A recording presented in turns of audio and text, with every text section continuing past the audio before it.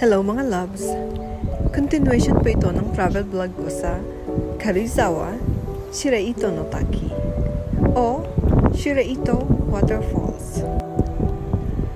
Nagkaroon po ng typhoon dito noong 1982 at September 2001 kaya nagkaroon ng landslide.